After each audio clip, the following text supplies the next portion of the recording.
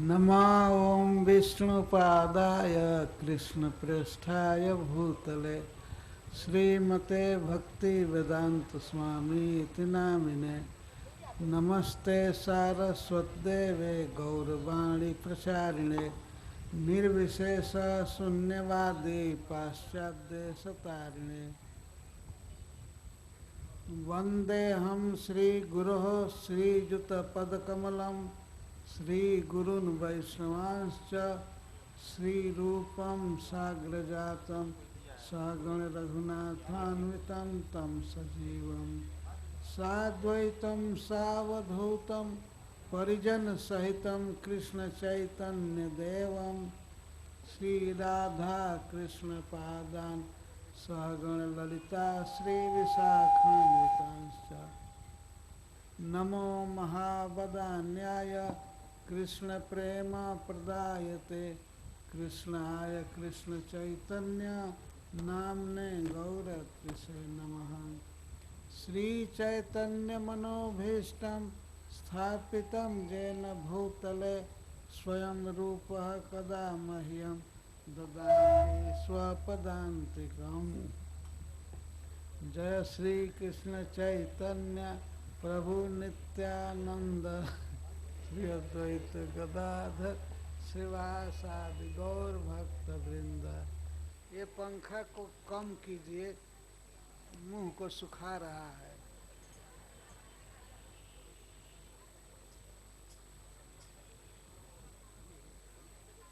बंद नहीं, कम कीजिए।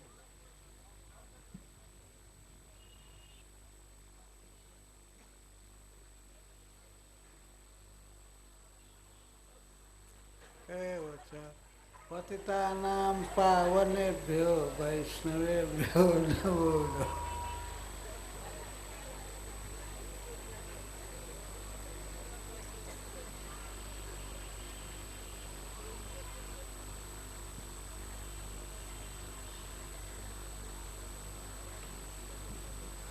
तेरहवां और 14वां श्लोक आवृत्ति होगी 42 अध्याय का। विसृज्य माधव्या वाण्या ताम व्रजन मार्गे बणिक पथई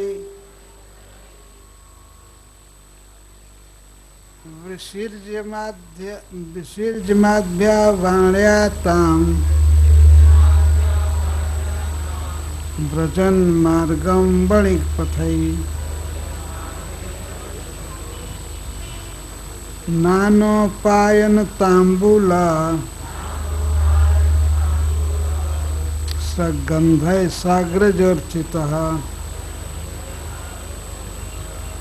तद्दर्शनस्मरक्षोभात् आत्मानं नाविदन् स्त्रियः विस्रस्तवासः कवर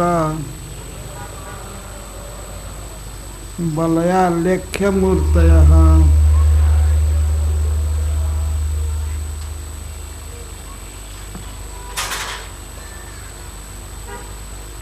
एक एक श्लोक आवृत्ति कीजिए।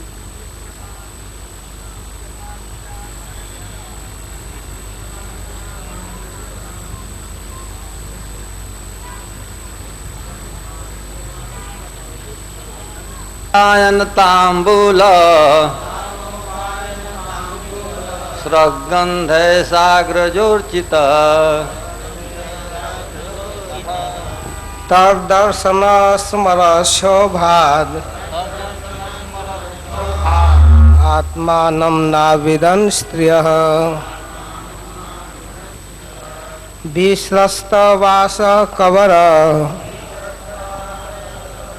बलयालेख्यमूर्तयः विसृज्यमाद्या वाण्या ताम व्रजन मार्गे बणिक पथैः नानोपायन तांबूल स्रग्गन्धैः साग्रजोर्चितः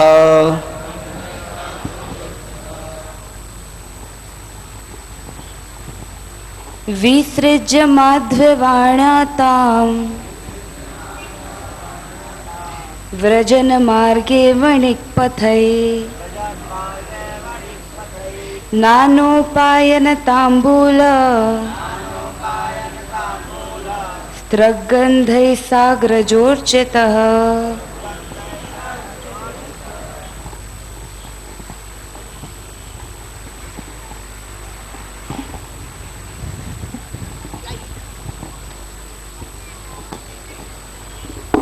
तद्दर्शन स्मरक शोभात आत्मानं नाविदन् श्रिय विस्रष्टवास कबर वलयालेख्य मूर्तय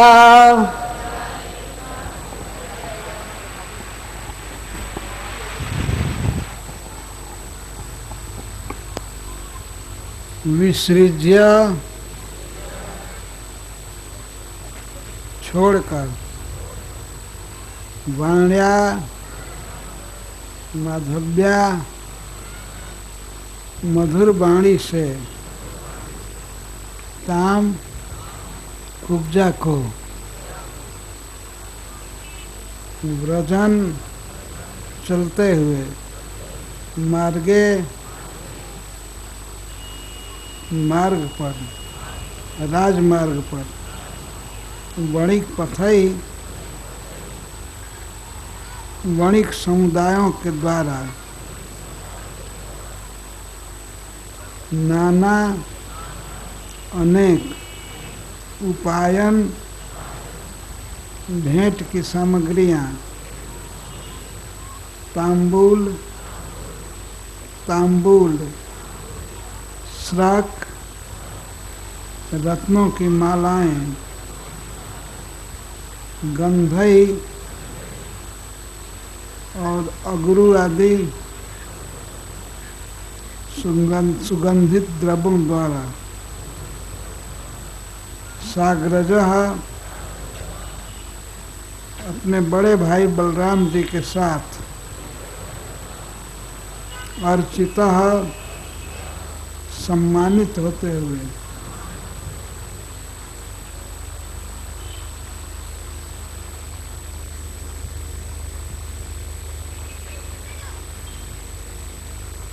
कल प्रसंग चल रहा था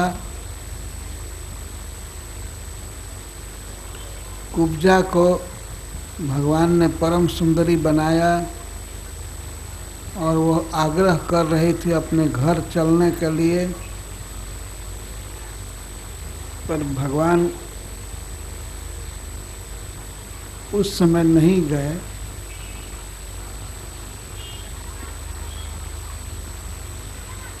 विसृज्य बाण्या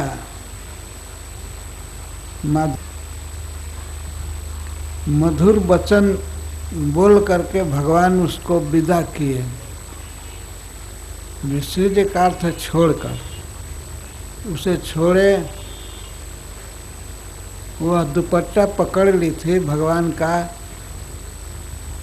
तो भगवान अपना पीताम्बर दुपट्टा छुड़ाए और अपने समाज के साथ चलने लगे। छुड़ाने के लिए उन्होंने मधुर वचन का प्रयोग किया। माधवी वाणी, जिसमें मधु हो, मधु से ही मधुर बनता है। बहुत मधुर वचन बोले।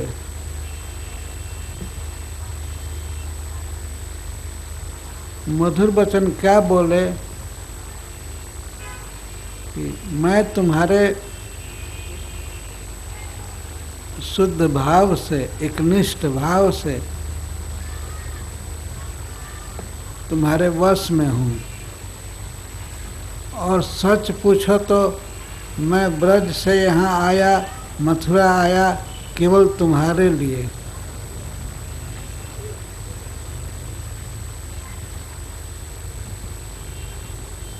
भगवान इस प्रकार की मधुर वाणी बोल रहे थे।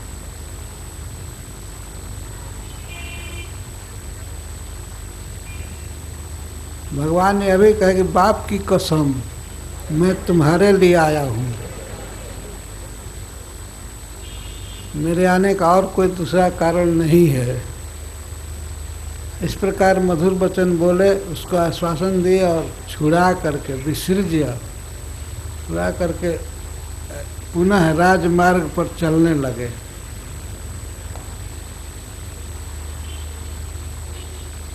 तो मथुरा का बाजार आप लोगों ने देखा होगा,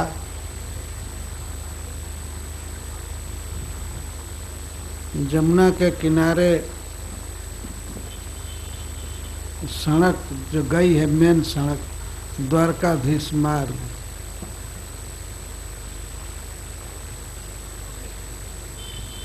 उस तरफ भगवान जा रहे थे।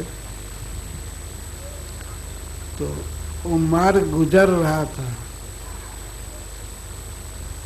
मार्ग राजमार्ग के नज़दीक में सब बाजार है, जो बणिक पथ है, बनियों का पथ। तो अब वैश्य लोग कैसे स्वागत कर रहे हैं भगवान का, इसका वर्णन करते हैं। नाना उपायन, अब भेंट की सामग्री वे लिए। नाना उपायन से मतलब है बहुत सुंदर सुंदर वस्त्र, दुकुल आदि भेंट कर रहे थे, और रत्नों की माला, सोने की मालाएं, हीरा की मालाएं, डायमंड की माला अर्पित कर रहे थे, और बहुत स्वादिष्ट फल इत्यादि अर्पित कर रहे थे। भगवान को ला करके दे रहे थे, श्री कृष्ण बलराम को।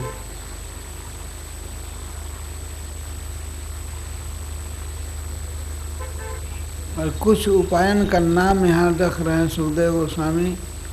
तांबूल भगवान के लिए और श्री बलराम जी के लिए तांबूल अर्पित कर रहे थे। पान, तांबूल और श्रक, श्रक का अर्थ रत्न माला, सोने की मालाएं, हीरे की मालाएं अर्पित कर रहे थे दोनों भाइयों को और गोपों को भी। तो श्री बलराम जी के साथ श्याम सुंदर का बहुत आदर हुआ, सत्कार हुआ वैश्य समाज के द्वारा।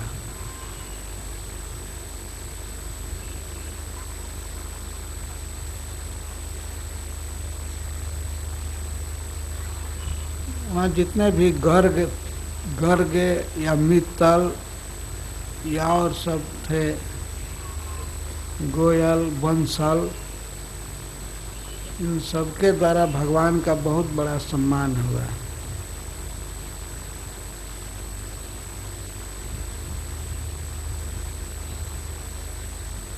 ये सब व्यापारी थे, इन वस्तुओं के विक्रेता। तो वे ला ला करके भगवान को और श्री बलराम जी को देने लगे।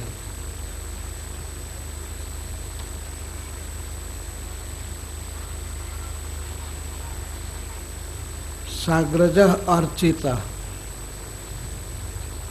भगवान श्री कृष्ण बड़े भाई के साथ बहुत अर्चित हुए, सम्मानित हुए।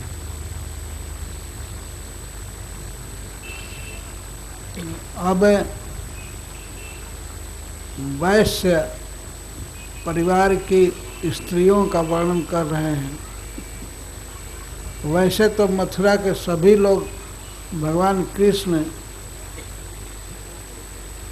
पर आसक्त थे और सब प्रेम कर रहे थे, परंतु स्त्रियों का हृदय कोमल होता है, उनका अधिक भाव था भगवान के प्रति।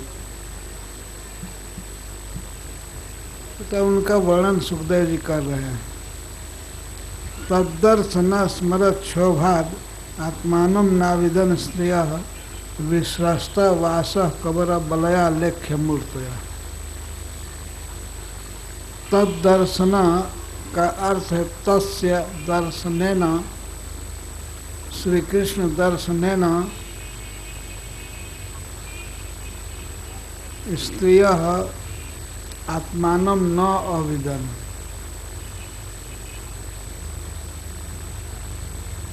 श्री श्याम सुंदर को देखकर स्त्रियां अपने आप को भूल जाती थीं, उनको स्मरण नहीं रहता था। यहाँ स्मर शब्द ध्यान देने योग्य है।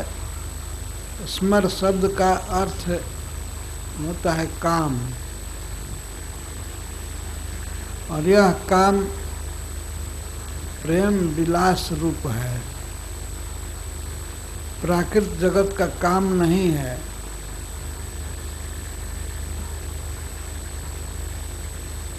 सांसारिक कामदेव का आवेश नहीं है, प्रेम विलास रूप काम है। भगवान कृष्ण के प्रति काम उत्पन्न हो, यह बहुत दिव्य है।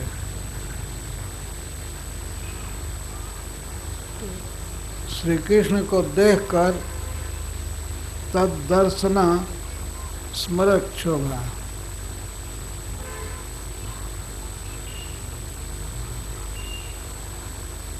प्रेम विलास उत्पन्न हुआ स्त्रियों में, और प्रेम विलास से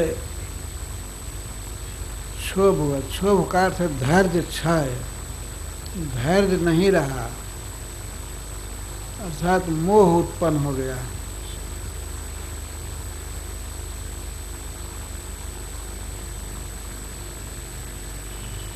और वे जहाँ थी वहीं खड़ी रह गई, बैठी रह गई। आत्मानं न अविदन्, वे अपने आप को नहीं जान पाई, शुद्धि नहीं रह गई श्री कृष्ण को देखते ही। इसका अर्थ है कि आत्मानं देह देही की शुद्धि नहीं रही, अपनी शुद्धि नहीं रही उनको।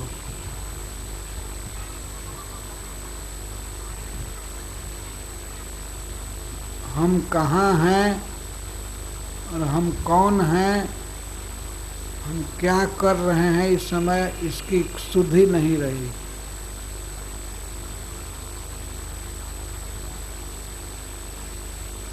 देह की शुद्धि नहीं रही और आत्मा की शुद्धि भी नहीं रही। भूल गई अपने आप को। भगवान इतने सुंदर हैं, उनको देखते ही स्मर दशाएं उत्पन्न हो गए। प्रेम विलास रूप काम की 10 दशा का वर्णन श्रील रूप गोस्वामी प्रभुपाद ने किया है।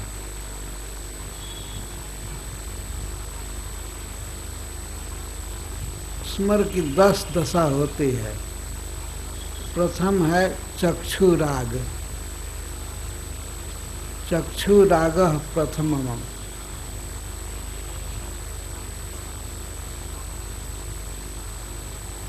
जब देखते हैं कृष्ण को तो आंखें बिल्कुल आसक्त हो जाती हैं, देखने लगती हैं, एक टक देखती हैं, तो इसको चक्षु राग कहते हैं।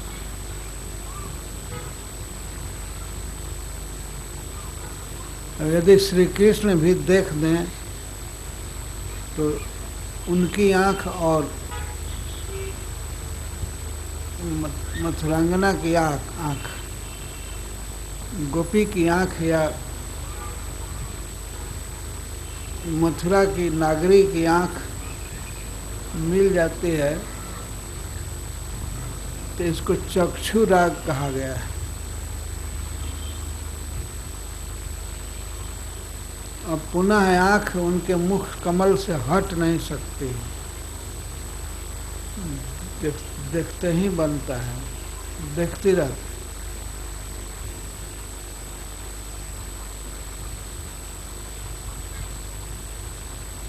इसके बाद चित्ता संग, चित्त का आसंग, चित्त की आसक्ति उत्पन्न हो जाती है। और इसके बाद संकल्प उत्पन्न होता है। संकल्प कि मैं कैसे कृष्ण से मिलूंगी, इनका आलिंगन करूंगी, इनसे बातें करूंगी, इसको कहते हैं संकल्प।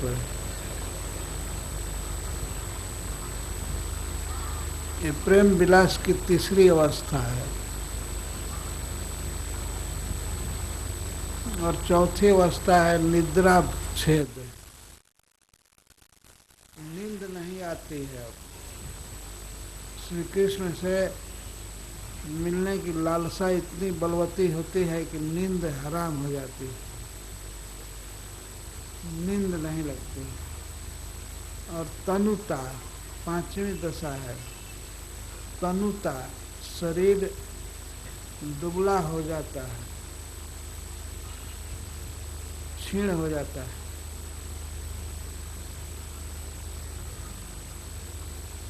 और इसके बाद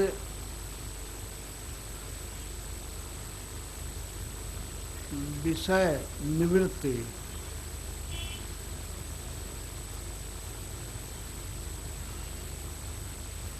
छठी दशा है।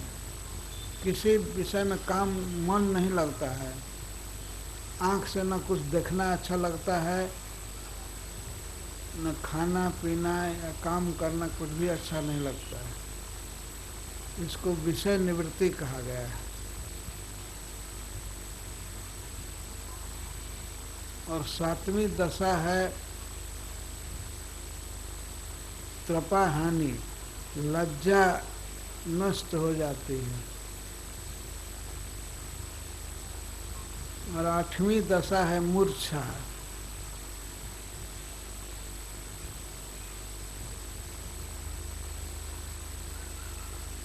नहीं, आठवीं दशा है उन्माद, नौवीं दशा है मूर्छा, और 10वीं दशा है मृत्यु, मरण, बिल्कुल निश्चेष्ट हो जाना। तो प्रेम विलासिनी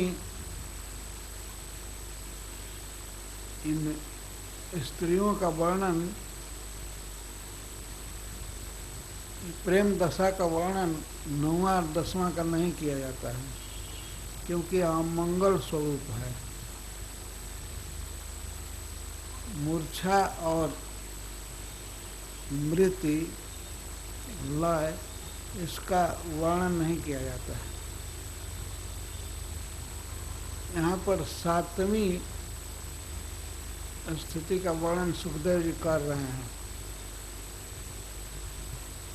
कि शरीर की शुद्धि नहीं रही,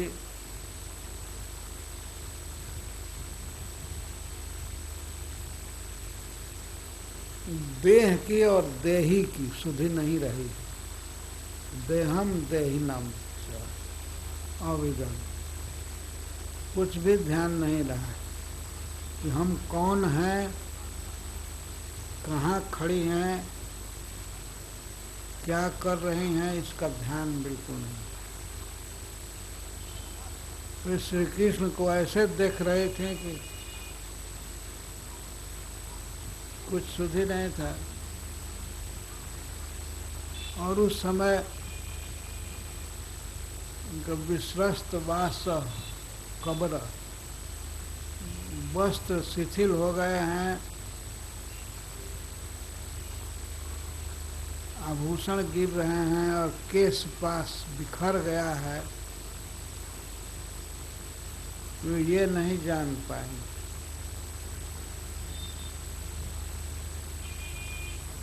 समाज भरा है, परिवार है, लेकिन वो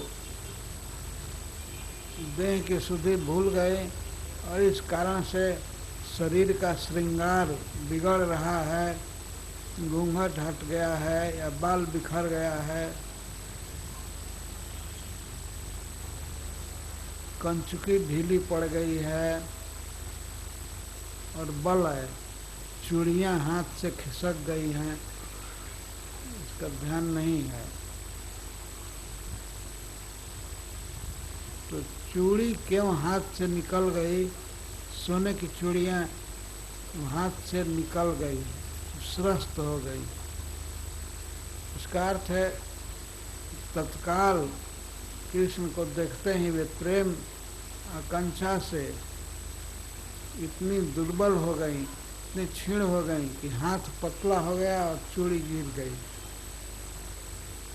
बलय गिर गया।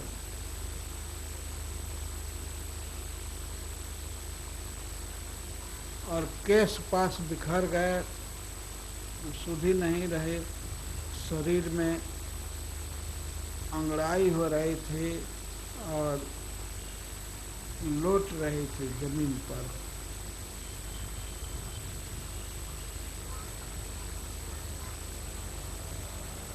तो श्रील सुखदेव गोस्वामी कहते हैं कि उन स्त्रियों की दशा ऐसी है, उनको देखने पर ऐसा लगता है कि वे चित्र बनाई हुई स्त्री हैं। जैसे दीवार पर चित्र बनाते हैं तो उसमें कोई हलचल नहीं, कोई हाथ का संचालन नहीं, पैर का नहीं, पलक नहीं गिरता है। चित्र में बनी हुई स्त्री जैसे होती है वैसे निष्पन्द रह गई वो स्त्रियाँ। बहुत काल से सुनी थी कि श्री कृष्ण इतने सुंदर हैं, इतने मधुर हैं, लेकिन देखने में और सुनने में बहुत अंतर होता है। वो जब ही देखी तब ही प्रेम की ये दशाएं उत्पन्न हो गई। इसमें कुछ कालक्रम लगता है, कुछ समय लगता है, एक के बाद दूसरी तीसरी चौथी अवस्था होती जाती है। लेकिन श्री कृष्ण का ऐसा प्रभाव है कि उनके दर्शन होते ही एकाएक सभी दशा उत्पन्न हो गई।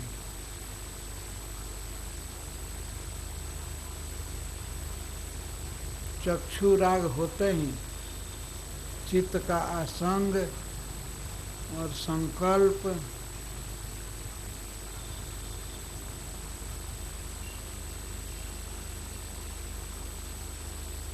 और तनुता क्षीण हो गया शरीर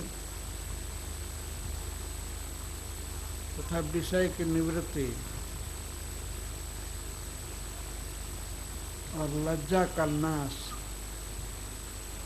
सब एक समय ही हो गया।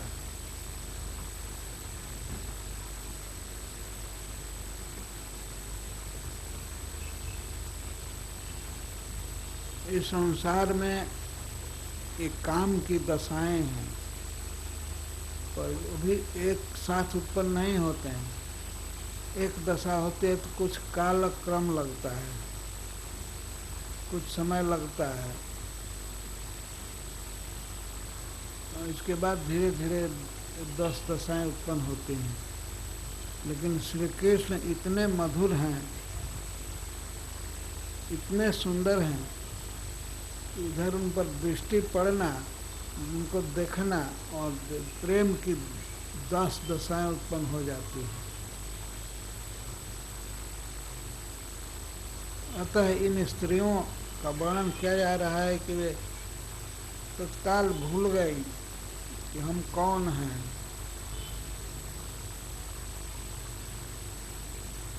तो अब घर जाने की सुधि नहीं रहेगी। वे जैसे खड़ी थी वैसे खड़ी रह गई, बैठी थी बैठी रह गई।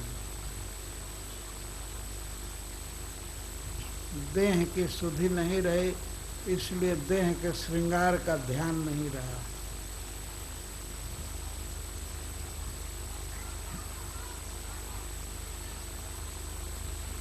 लज्जा नहीं रही। आत्मानम न अविदन स्त्रियां अपने आप को नहीं जान पाई। लेख्य मूर्तया जैसे चित्र में दीवार पर लिख देने में मूर्ति बनती है, तो चित्र में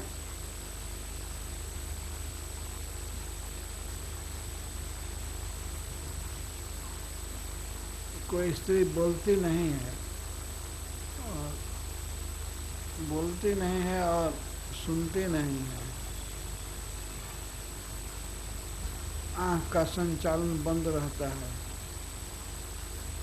आँखें खुली हैं तो खुली ही रहेंगी, कहीं चित्र में आँखें बंद तो नहीं होंगी।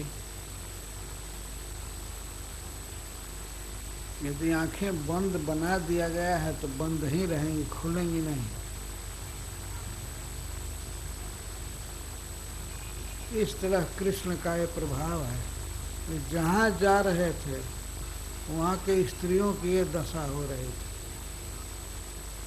अब आप अनुमान कर सकते हैं कि ब्रज में श्री गोपी जन की क्या दशा होती है।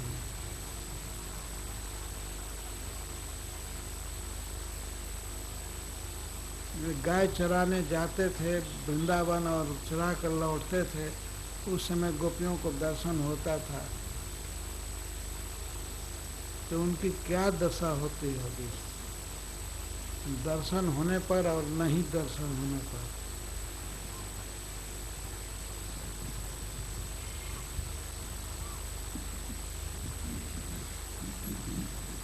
कृष्ण कितने सुंदर हैं, कितने मधुर हैं, इसकी कल्पना इस प्राकृतिक जगत में नहीं की जा सकती है।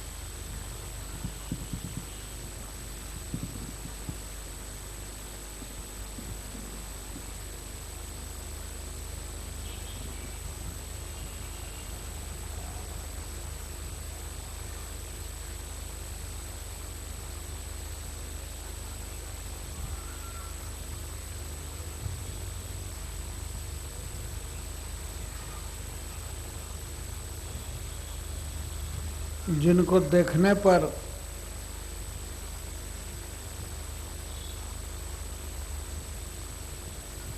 वस्त्र शिथिल हो जाता है, श्रृंगार शिथिल हो जाता है और हाथ के बलय, हाथ की चूड़ियां गिर पड़ती हैं।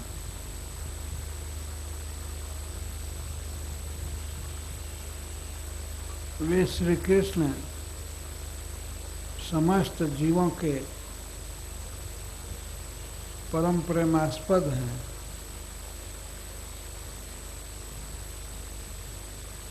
और उनके इस सौंदर्य के साथ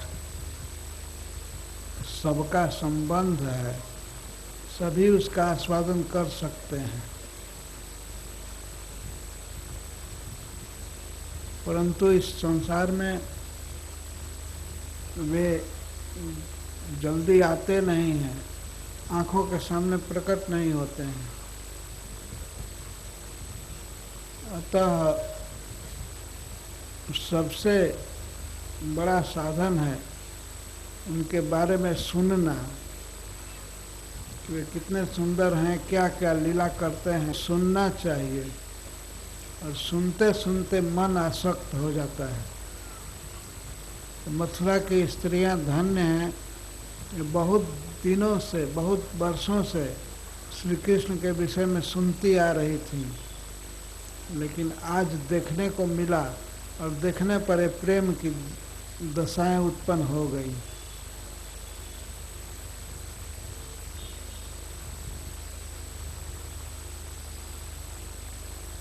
तो सुनना ही मुख्य है। श्री कृष्ण के विषय में सुनना ये सामान्य श्रवण नहीं है, ये जीवन का सबसे श्रेष्ठ कार्य है।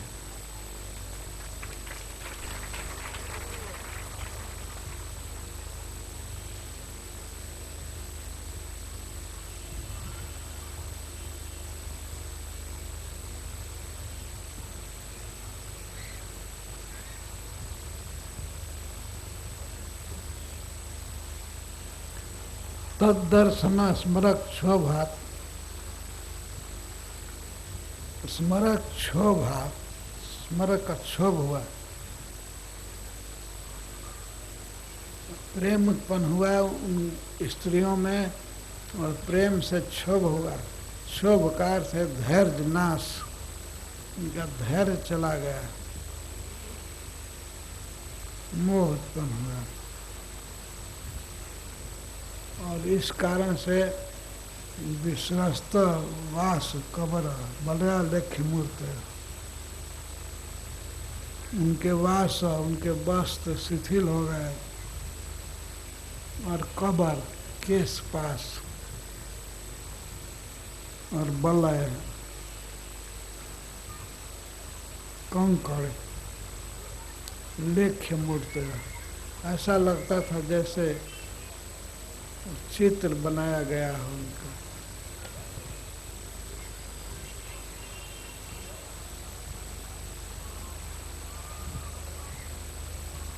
इसके बाद श्री भगवान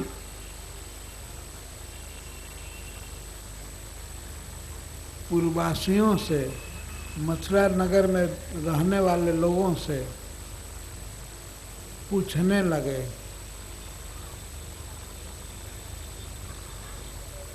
वे कहते थे आप सुनिए, इधर आइए 1 मिनट या 1 सेकेंड, आप आइए इधर सुनिए, वो यज्ञशाला कहाँ है, धनुष का स्थान कहाँ है। कंस के पास एक धनुष था, शिव जी का दिया हुआ, भूतेश्वर का दिया हुआ धनुष। मथुरा में भगवान शिव रहते हैं, वहाँ के द्वारपाल के रूप में। तो यह सुनते ही कंस वसुदेव जी को मारना चाहा, लेकिन नारद जी ने कहा कि वसुदेव को मारने से तुमको क्या फायदा होगा। वसुदेव के हाथ से मृत्यु है कि वसुदेव के बेटा के हाथ से मृत्यु है तुम्हारी। तो उसने कहा नहीं, बेटा के हाथ से।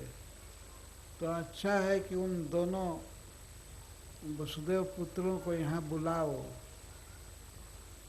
और जो करना उचित है वो करो। तब उसने ये समझा कि अच्छा है वसुदेव के पुत्रों को मथुरा बुलाऊं, परंतु बुलाने के लिए क्या उपाय करूं। तो धनुष यज्ञ का बहाना किया। एक बहुत बड़ा फेस्टिवल होगा मथुरा में, धनुष यज्ञ किया जाएगा, तो इसमें कृष्ण बलराम को आमंत्रित किया जाएगा आने के लिए।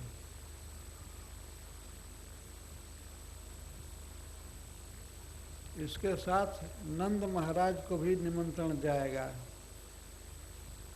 और गया।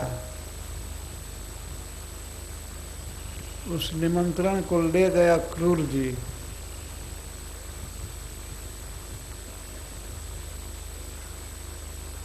अक्रूर जी को सब मालूम था कि कंस का क्या अभिप्राय है।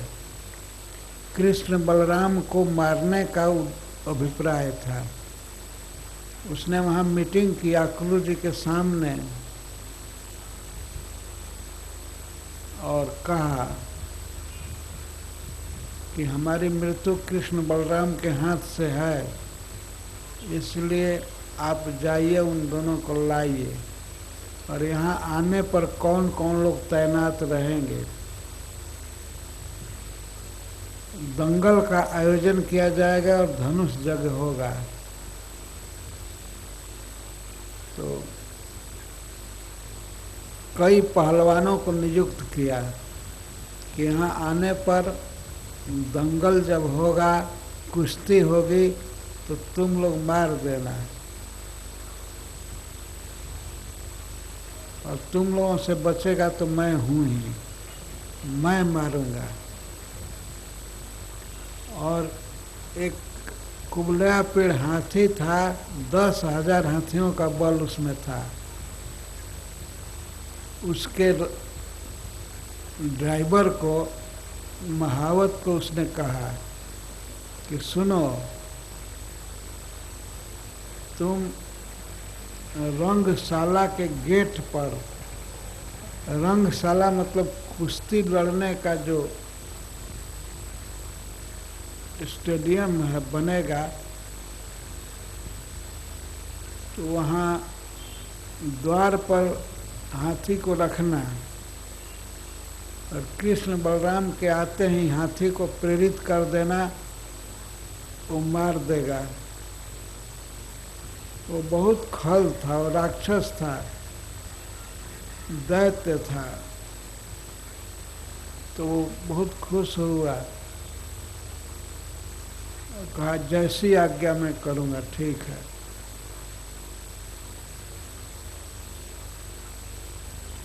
तो कृष्ण बलराम को मारने का सारा इंतजाम हो गया था।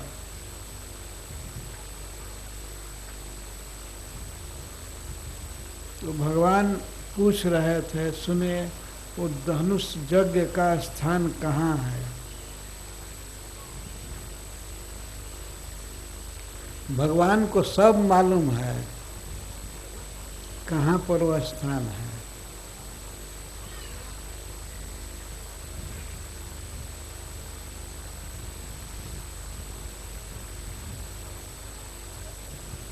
आप लोगों ने देखा होगा वो स्थान, पुराने बस अड्डा के पास है,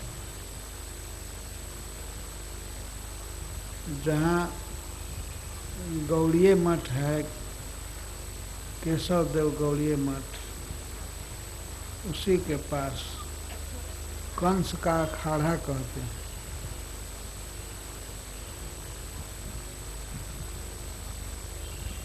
धनुष यज्ञ का स्थान भी वही था।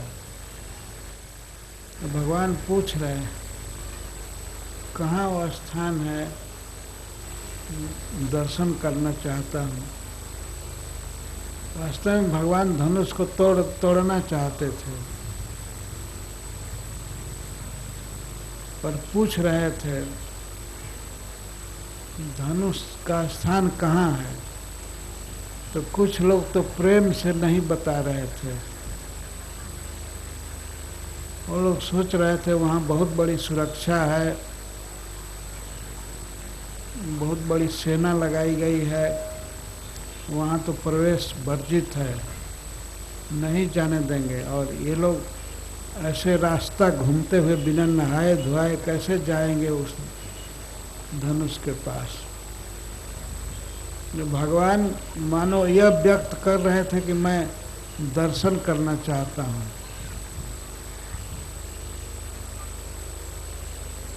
तो लोग, कुछ लोग प्रेम से नहीं बता रहे थे कि नहीं नहीं वहाँ जाना है, सब वहाँ ब्राह्मण जाते हैं, अच्छे लोग जाते हैं, ऐसे ये गाय भैंस चराने वाले नहीं पहुँचेंगे,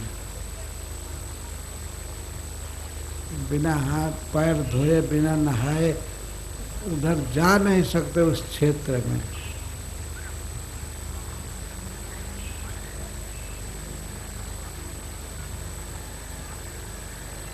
तो प्रश्न होगा कि भगवान क्यों पूछ रहे थे?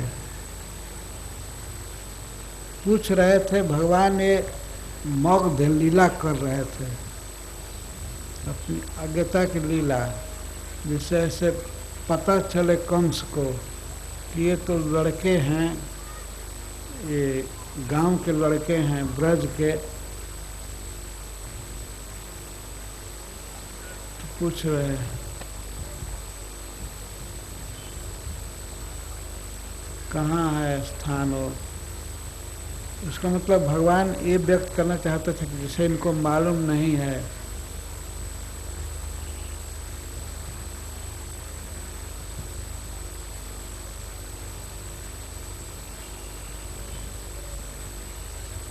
जिससे कंस को ये पता लगे, कोई फोन करेगा तो बताएगा ना कंस को कि अरे वो पूछ रहे थे धनुष का स्थान कहाँ है, इतने अज्ञ हैं उनको मालूम नहीं है, पढ़ करके पता नहीं कर लिए, पढ़ करके पता कहाँ रखा है, कहाँ यज्ञ हो रहा है, कितना पंपलेट छपा होगा, लेकिन ये पूछ रहे हैं, इसका अर्थ है कि पढ़े लिखे नहीं हैं। तो भगवान इसी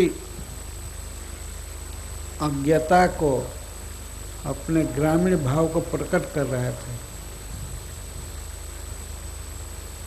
यहाँ मथुरा में आए हैं, लेकिन दोनों भाई प्रकट नहीं होने दिए कि वसुदेव के लड़के हैं, ये नंद बाबा के लड़के हैं, ब्रज के हैं, गांव के हैं, यही व्यक्त कर रहे थे। तो पूछ रहे थे, पूछते पूछते पता चल गया कि यहाँ स्थान है, तो वहाँ गए। दोनों भाई आगे चल रहे थे, धनुष का स्थान। तो उस मंदिर में वे जाने लगे, घुसने लगे।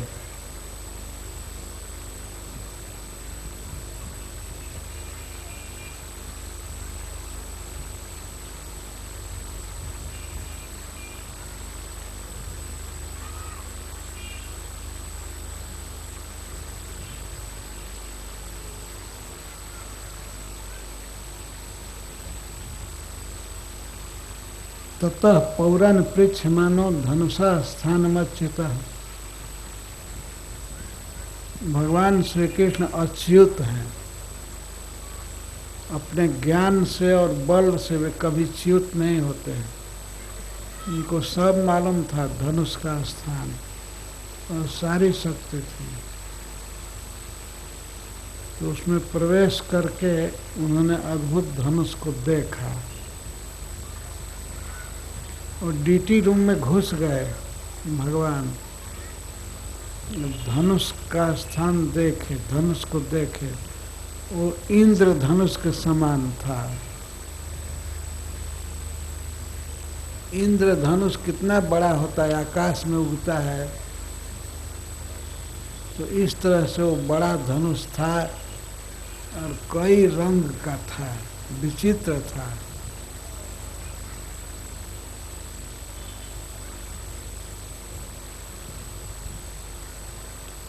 इंद्र धनु के समान।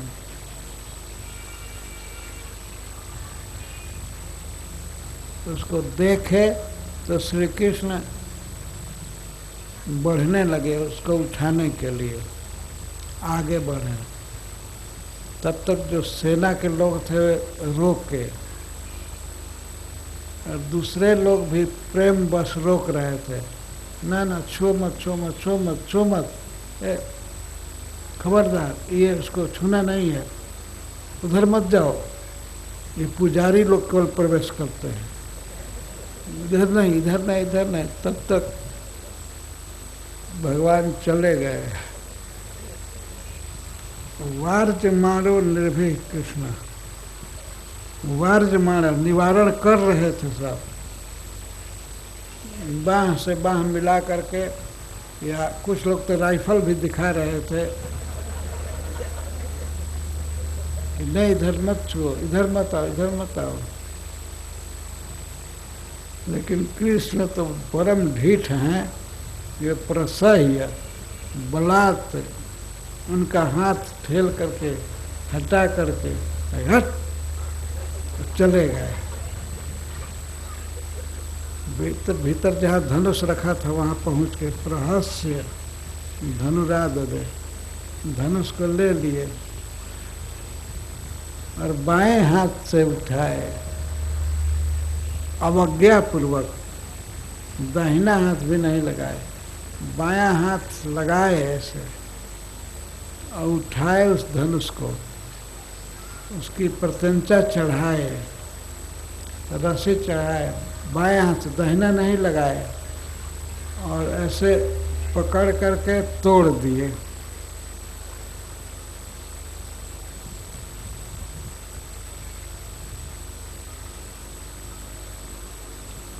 भगवान निर्भय हैं, परम ढीठ हैं।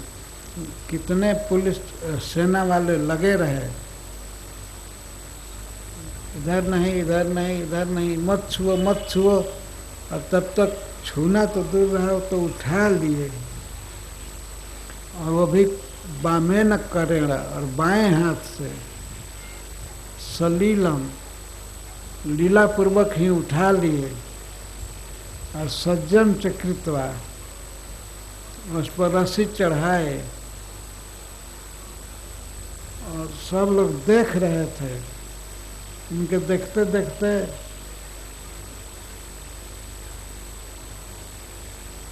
क्षण भर में ही उसको विकृष्य धनुष को तोड़ दिए।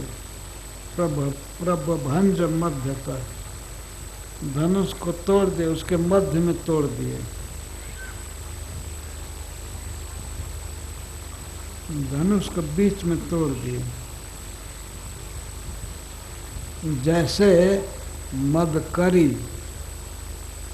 करी माने हाथी, जैसे मतवाला हाथी, बहुत बलवान हाथी ईख को तोड़ दे, इक्षु दंड को जैसे तोड़ देता है, गन्ना को जैसे तोड़ देता है, वैसे आसानी से उस धनुष को तोड़ दिए बाएं हाथ से।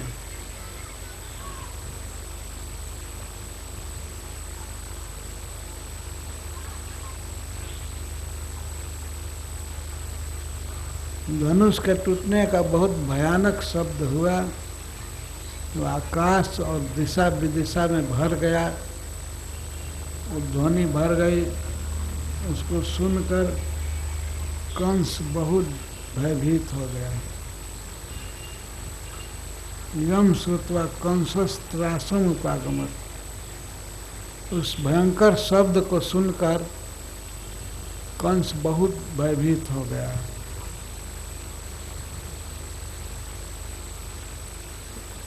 तो उस धनुष की रक्षा करने वाले सैनिक कंस के सेवक थे, सब कुपित हो गए और वे आतताई अपने हाथों में अस्त्र शस्त्र लेकर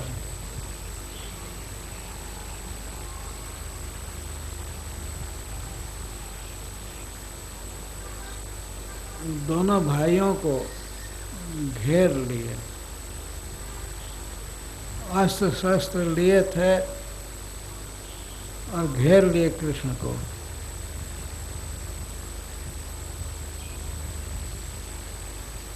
आप बब्रू पकड़ लो, बांधो, ऐसा सभी कह रहे थे, लेकिन हिम्मत नहीं हो रही थी किसी को छूने की, किसी को छू दे। केवल चारों तरफ से घेर लिए। वो लोग हजारों की संख्या में थे, कृष्ण को घेर लिए।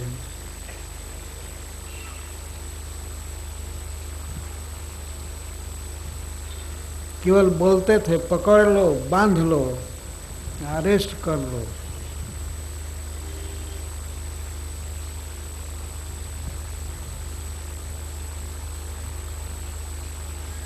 वे लोग जब चिल्ला रहे थे, कृष्ण को बांधना चाहते थे, बलराम जी को घेरे थे,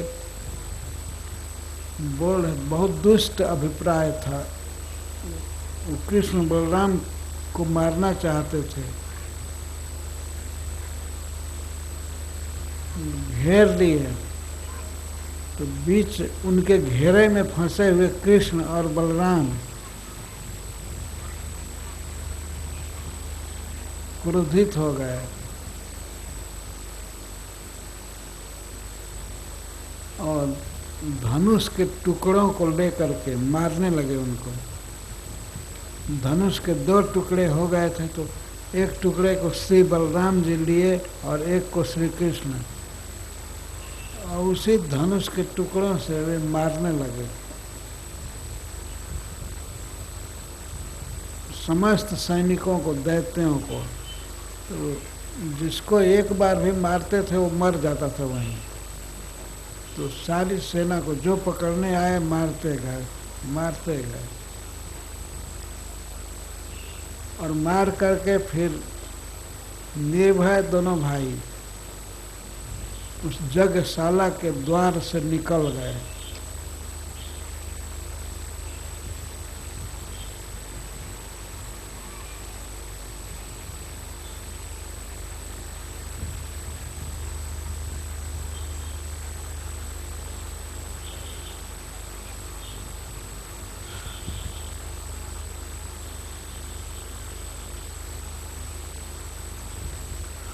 निकल करके फिर आकर सड़क पर आकर मथुरा की शोभा को देखने लगे दिनों में। उनको कोई चिंता नहीं थी कि इतनी बड़ी सेना को मारे हैं तो कंस क्या करेगा, तो खेल खेल में मार डाले धनुष के टुकड़े से, और मार करके फिर मथुरा की संपदा शोभा को देखने लगे।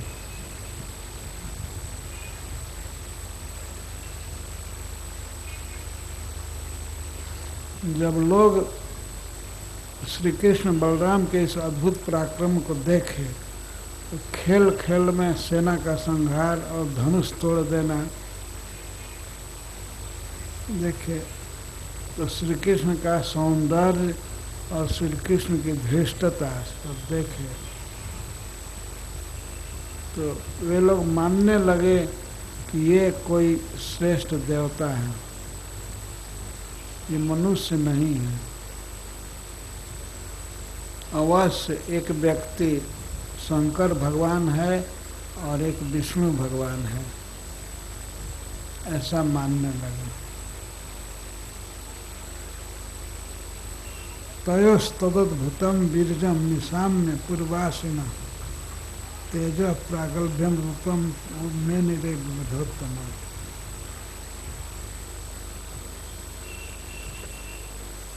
विबुधोत्तम देवताओं में श्रेष्ठ भगवान शंकर और भगवान विष्णु, ऐसा वो लोग मानने लगे।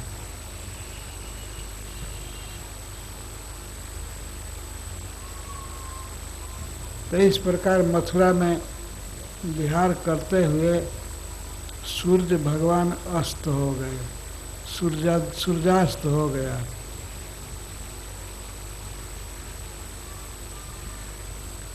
तब श्री कृष्ण बलराम अपने डेरा पर लौट आए। मथुरा के बाहर जो बगीचा था, जहाँ बैलगाड़ी पार्क की गई थी, जहाँ नंद महाराज ठहरे थे, उसी स्थान पर श्री कृष्ण बलराम लौट आए।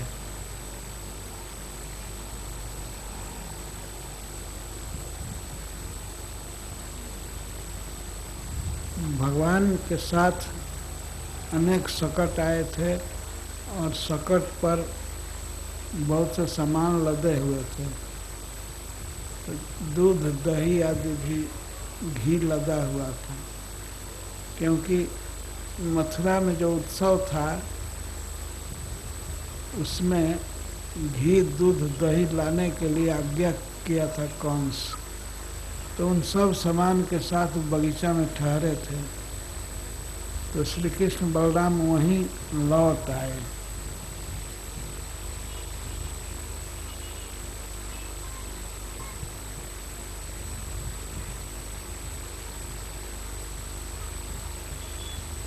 गीतो गोपय पूरा छकट मियत, गोपों से घिरे हुए श्री भगवान और बलराम आ गए उसी स्थान पर।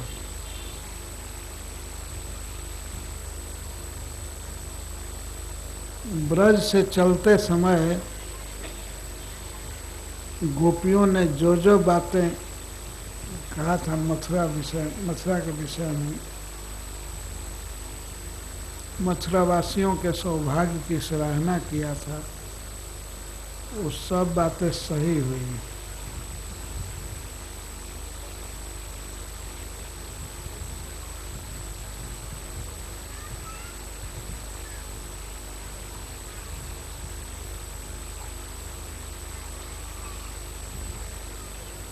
वहाँ आ करके कृष्ण बलराम दोनों अपने दोनों चरणों को धोए,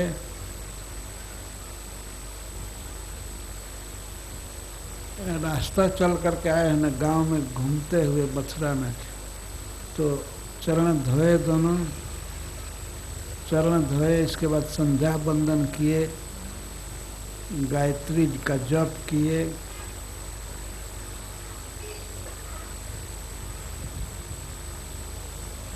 और इसके बाद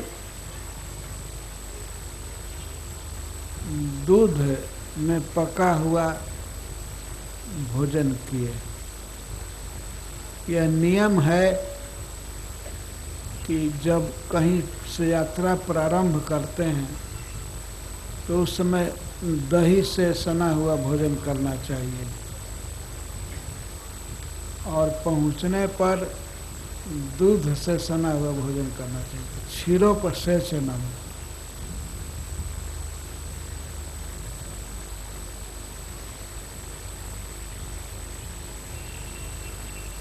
दूध में पकाया हुआ भोजन किया, अर्थात भात खाए तो दूध से सना हुआ, या खीर खाए।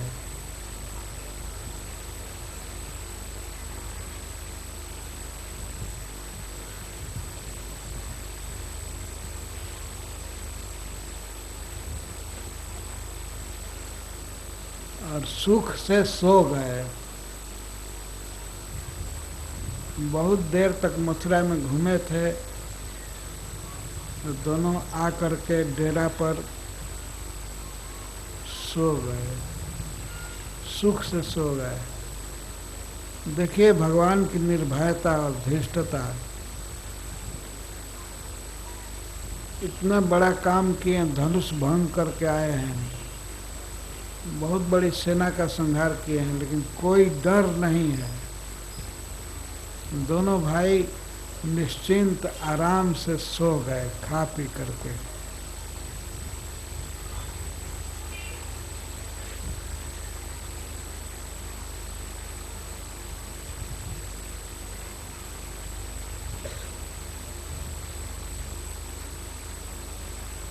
औनिक तांघ्रि जुगलौ भुक्त्वा क्षीरोपसेचनम उशतुस्ताम सुखम रात्रि। मतलब उस रात्रि को सोए परम सुख के साथ, आनंद से सो गए, निश्चिंत।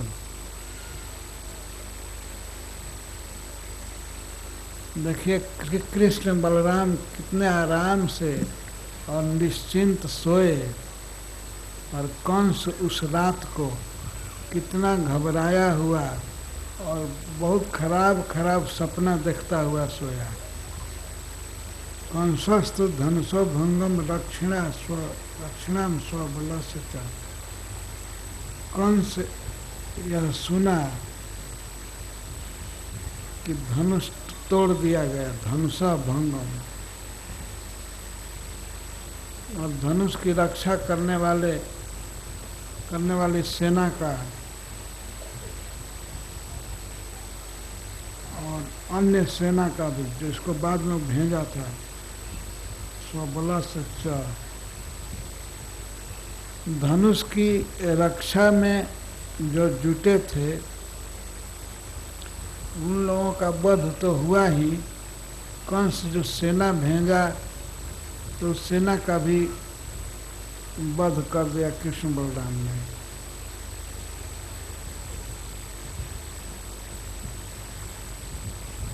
और यह कैसे काम किया?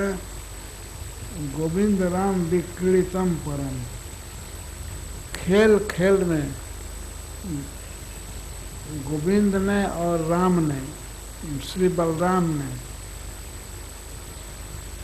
वध कर दिया, धनुष तोड़ा, ये खेल खेल में। और धनुष की रक्षा में तत्पर सैनिकों का और कंस के द्वारा भेजी हुई सेना का संहार, ये सब खिलवाड़ था उनके लिए, बहुत प्रयास नहीं था, खेल खेल में। अपने पास कोई अस्त्र शस्त्र नहीं था, धनुष के टुकड़ों से ही मार करके खत्म कर दिया सबको। जब कंस इसको सुना तो दीर्घ प्रजागर, तो कंस को नींद तो बहुत पहले से नहीं आ रही थी।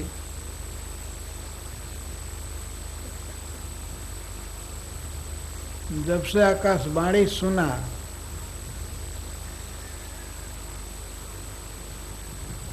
उसका मतलब कि आकाशवाणी सुने उसको 19 वर्ष हो गया। कृष्ण के जन्म से 8 वर्ष पहले वो सुना था आकाशवाणी कि देवकी का 8वां पुत्र तुम्हें मारेगा। तो उसी समय से इसकी नींद हराम हो गई, कभी सोया नहीं, प्रजागर, हमेशा जगा रहता था, कभी सुख से नहीं सोया। और आज की रात में वो जब सुना कि धनुष टूट गया और सेना का संहार हो गया, कृष्ण बलराम ने किया खेल खेल में, तब तो उसकी पलक भी नहीं लगी,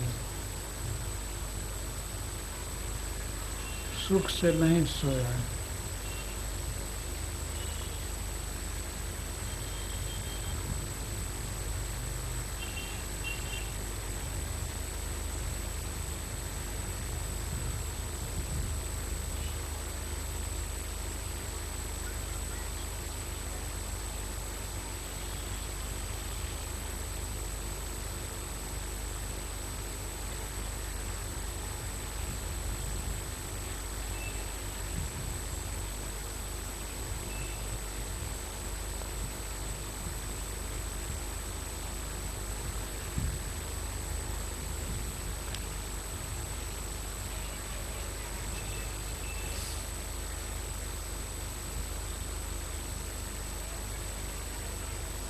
श्री कृष्ण बलराम सुख से सोए और कंस को तो 18-19 वर्ष से नींद ही नहीं आई।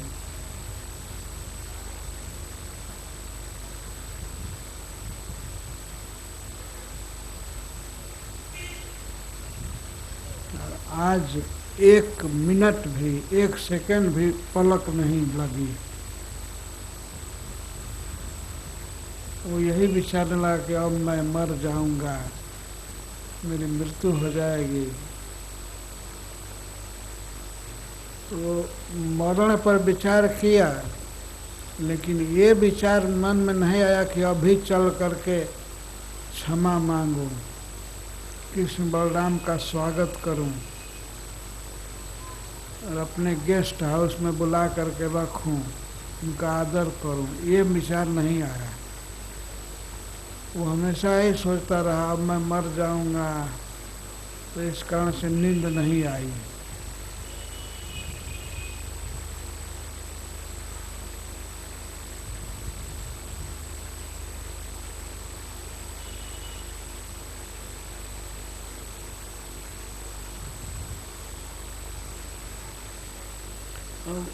तो सोते समय और जागते समय भी, सोते मतलब जब लेटता था तब भी नींद तो आई नहीं, तो खराब सपना देखने लगा।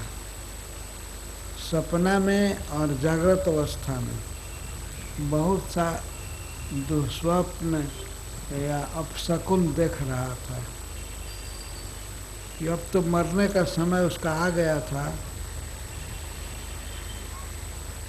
तो 7 अपशकुन देख रहा है जागृत अवस्था में।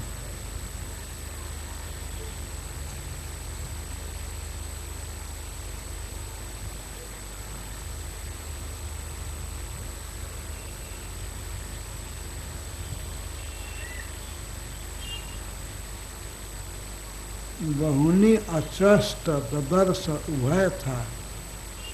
उभय था मतलब सपना में और जागृत में देख रहा है। जागृत दशा में देख रहा है अदर्शनम स्वशिरसा,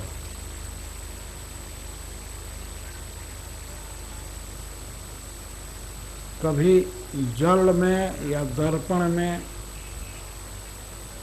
अपनी छवि देखता था तो उसको मस्तक कटा हुआ दिखाई देता था। सत्यपि मस्तक रहता था, फिर भी मस्तक नहीं दिखाई देता था। दर्पण में अपना प्रतिबिंब देखने पर धड़ दिखाई देता था, मस्तक नहीं।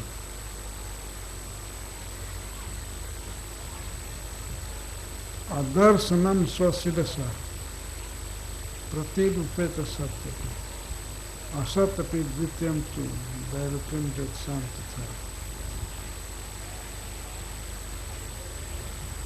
तथा जल में या दर्पण आदि में या डायरेक्ट भी सूर्य चंद्रमा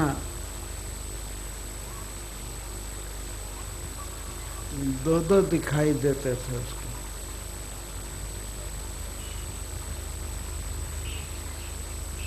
ये कहीं हैं लेकिन दो दिखाई देते थे।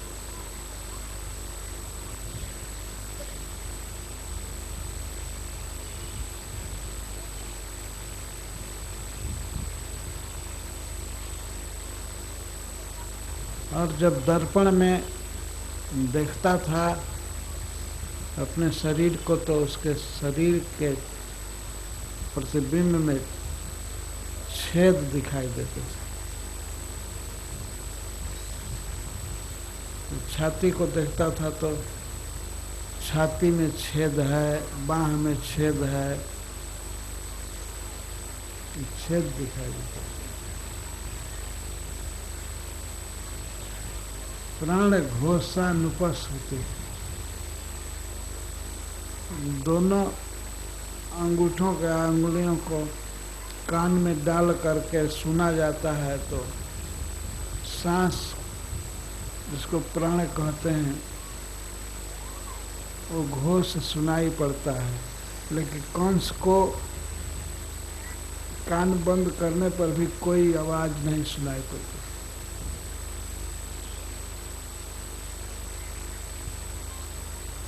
प्राण घोष अनुपस्थिति,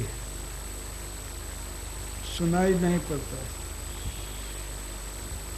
सभी वृक्ष पीला दिखाई पड़ते थे, सोना जैसा।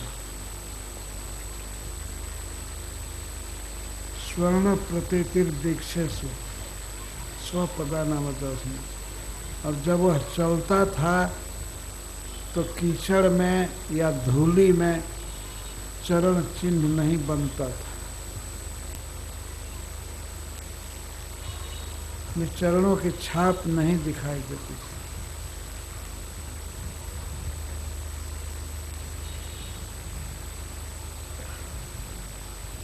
स्वपदानाम दर्शन। और सपना में क्या क्या देखता है? सपना में देखता था प्रेत परिस्वंगा। वो देखता था कि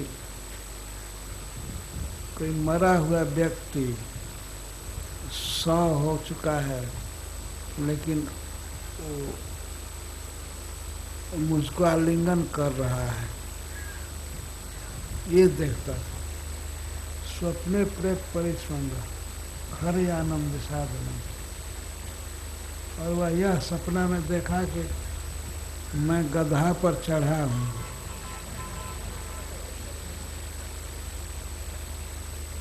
और अपने को विष खाते हुए देखा। विषादनम। देखा गधा पर चढ़कर जा रहा हूँ और पूरा नग्न हूँ। लंगोटा या कौपीन भी नहीं पहना हूँ, अंडरवियर भी नहीं, पूरा नग्न हूँ और गधा पर चढ़कर जा रहा हूँ।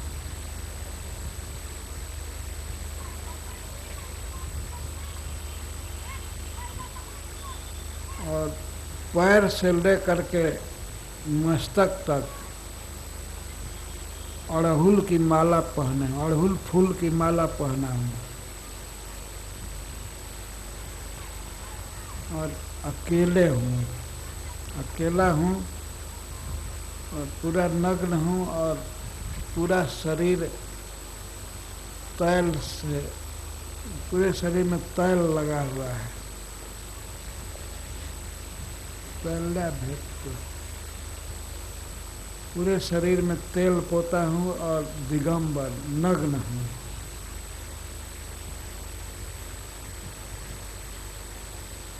अन्यानि चेतम भूतानि, और अन्य भी बहुत से अपशकुन देखा, सपना में और जागृत में, स्वप्न जागृता ने क्या, सपना में और जागृत अवस्था में। पश्चिम मरण संत्रस्त को देखता था, दिन में और रात में सब समय अपशकुन, तो इसीलिए वो मरण संत्रस्त, मरने से डर गया बहुत।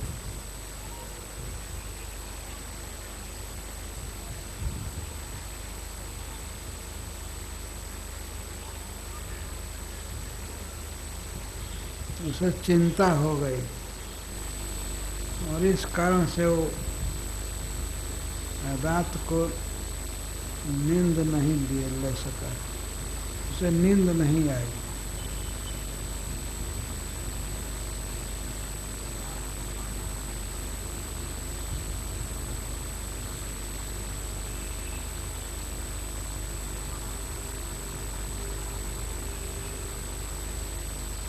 तो भोर हो गया, रात बीत गई, भगवान सूर्य उगे, तो कंस मल्ल क्रीड़ा महोत्सव किया। पहले से सरकारी व्यवस्था से स्टेडियम बनाया गया था, अब उसका श्रृंगार चालू कराया। कृष्ण बलराम का वध करने के उद्देश्य से स्टेडियम बनाया गया था। बहुत विस्तार से गोलाकार स्टेडियम था और दर्शन करने वाले लोगों की सीटें लगी थी नीचे सबसे पहले, इसके बाद थोड़ा ऊंचा, ऐसे ऊंचा, और चारों तरफ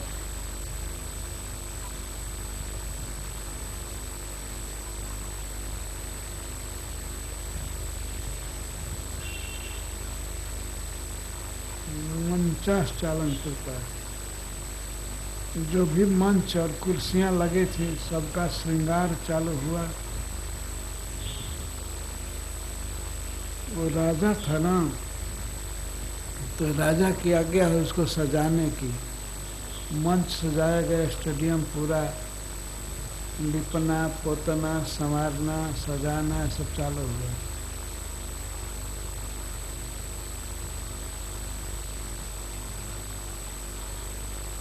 और द्वार पर सब पताका, शैल, कपड़े, तोरण सब लगाए गए।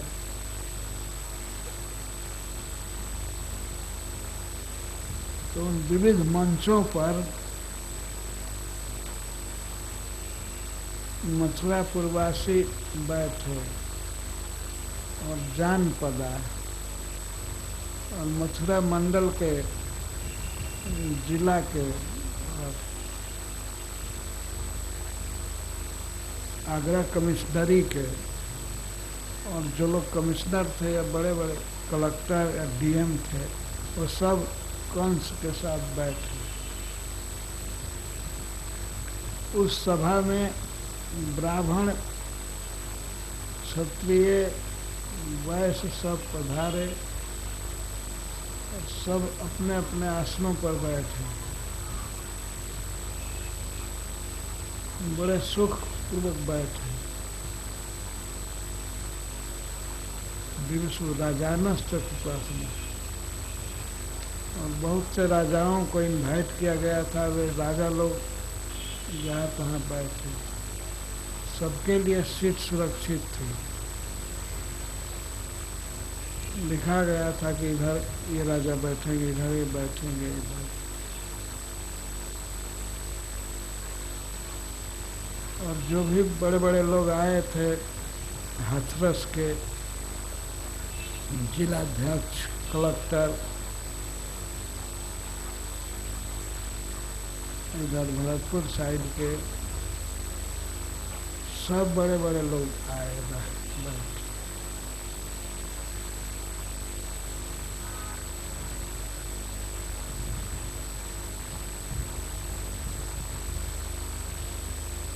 कैसे कैसे सब राजा लोग आ रहे हैं, सुखदेव गोस्वामी सबको देख रहे हैं, कौन सीट पर बैठ रहे हैं, कौन सीट पर। कंस उस सभा में प्रवेश किया और वह बहुत से मंत्रियों के साथ घिरा हुआ था। उसके मंत्री लोग सब आए तो राजमंच पर वो बैठे। सबसे श्रेष्ठ और सबसे ऊंचा मंच था, उस पर वो बैठे। तो मंडलेश्वर मध्यस्थ और मंडलेश्वर लोग बैठे थे सब आसपास। मंडलेश्वर आजकल मंडल को जिला कहते हैं। मंडलेश्वर मतलब जिलेश्वर, जिला के अध्यक्ष लोग बैठे।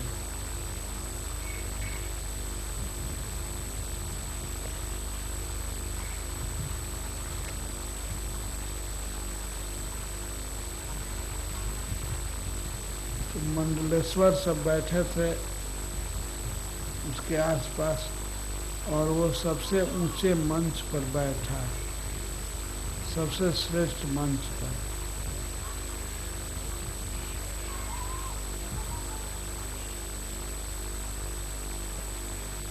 राज सिंहासन था,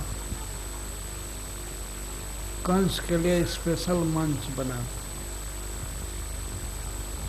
तो उस पर वो बैठा। उस पर चढ़ कर जाना पड़ता था।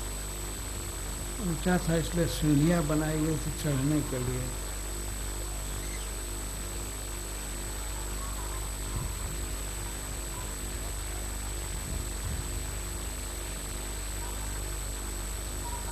तब इसके बाद पहलवान जो कुश्ती लड़ने वाले थे वे लोग आए उस सभा में। तो सबके लिए लिखा गया था कि यहाँ पर चारों बैठेगा, यहाँ पर मुष्टिक, सल, तोसल, कूट, ये सब बैठ। लोग बहुत हर्षित थे, सरकारी पहलवान सब थे। केवल कुश्ती लड़ करके वे लोग राजा को खुश रखते थे, इसलिए उनको बहुत बड़ा स्केल मिलता था। वे बहुत हर्षित थे कि आज कुश्ती होगी और देश के राजा इस कुश्ती को देखेंगे।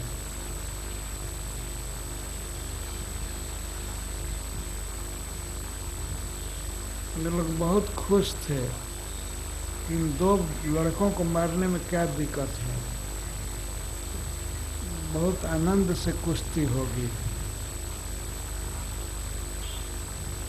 अभी दोनों लड़के प्रवेश नहीं किए हैं,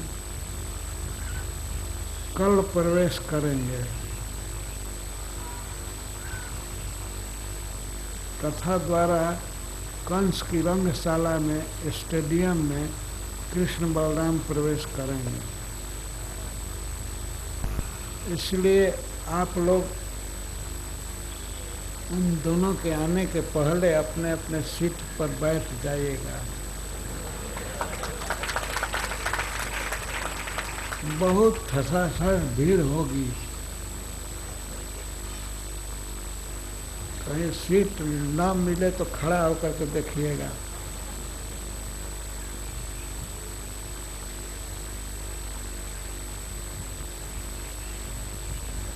बहुत से बाजा बज रहे थे तो पहलवान लोग बहुत हर्षित थे, ताल ठोक रहे थे।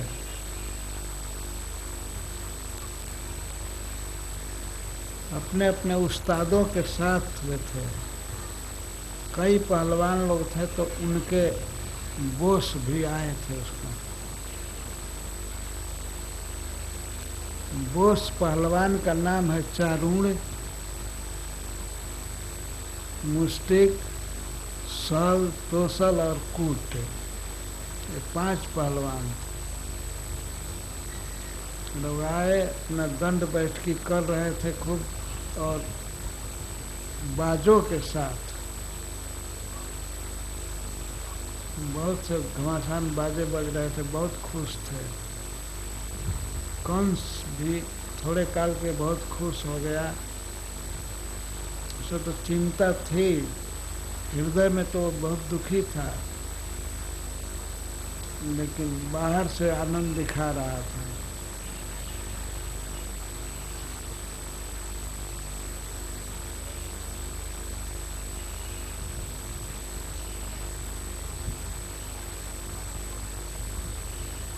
कंस का और 5 पहलवान का और भी पहलवान का, कंस के भाइयों का कल इसी स्टेडियम में वध होगा।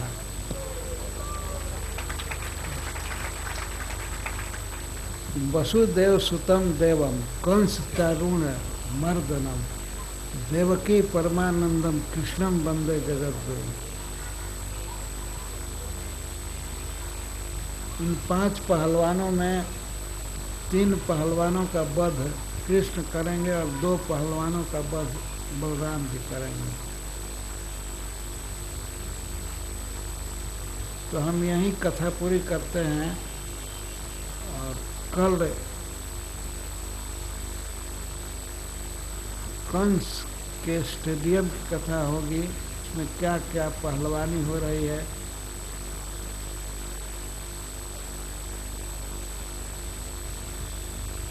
कंस का बहुत बड़ा भाग्य है कि उसमें भगवान आ रहे हैं, कृष्ण और बलराम। और जब कोई पहलवान मरता था तो इतना हर्ष ध्वनि होती थी, उसको याद करके मैं ऐसा अनुमान करता था कि जैसे पाकिस्तान के हारने पर हर्ष ध्वनि होती थी, उससे लाखों गुना ज़्यादा हर्ष ध्वनि होती थी एक पहलवान के मरने पर। तो कल आप लोग हर्ष ध्वनि करेंगे, बहुत बड़ी मैच होगी।